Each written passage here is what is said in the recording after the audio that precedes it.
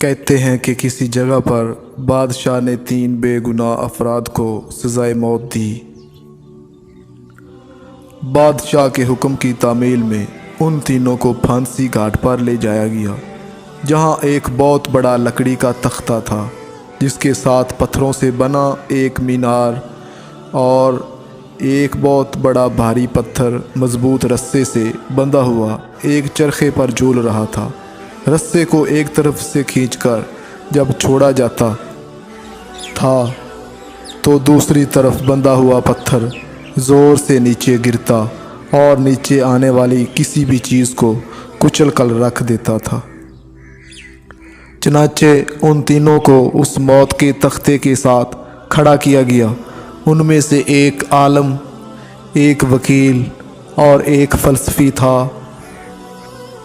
سب سے پہلے عالم کو اس تختے پر عین پتھر گرنے کے مقام پر لٹایا گیا اور اس کی آخری خواہش پوچھی گئی تو عالم کہنے لگا، میرا خدا پر پختہ یقین ہے، وہی موت دے گا اور زندگی بخشے گا، بس اس کے سوا کچھ نہیں کہنا۔ اس کے بعد رسے کو جیسے ہی کھولا تو پتھر پوری قوت سے نیچے آیا اور عالم کے سر کے اوپر آ کر رک گیا۔ یہ دیکھ کر سب حیران رہ گئے اور عالم کے پختہ یقین کی وجہ سے ان کی جان بچ گئی اور رسہ واپس کھینچ لیا گیا۔ اس کے بعد وکیل کی باری تھی۔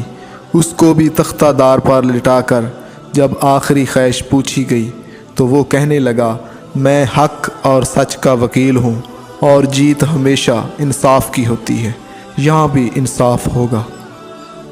اس کے بعد رسے کو دوبارہ کھولا گیا، پھر پتھر پوری قوت سے نیچے آیا اور اس بار بھی وکیل کے سر پر پہنچ کر رک گیا۔ پھانسی دینے والے اس انصاف سے حیران رہ گئے اور وکیل کی جان بھی بچ گئی۔ اس کے بعد فلسفی کی باری تھی۔ اسے جب تختے پر لٹا کر آخری خواہش کا پوچھا گیا تو وہ کہنے لگا، عالم کو تو نہ ہی خدا نے بچایا ہے اور نہ ہی وکیل کو اس کے انصاف نے۔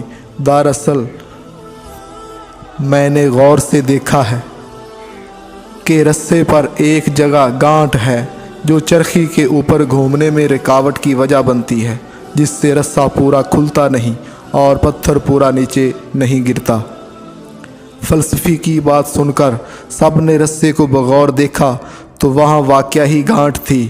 انہوں نے جب وہ گانٹھ کھول کر رسہ آزاد کیا تو پتھر پوری قوت سے نیچے گرا اور فلسفی کا ذہین سر کچل کر رکھ دیا۔ حقائق کا نتیجہ بعض اوقات بہت کچھ جانتے ہوئے بھی منہ بند رکھنا حکمت میں شمار ہوتا ہے۔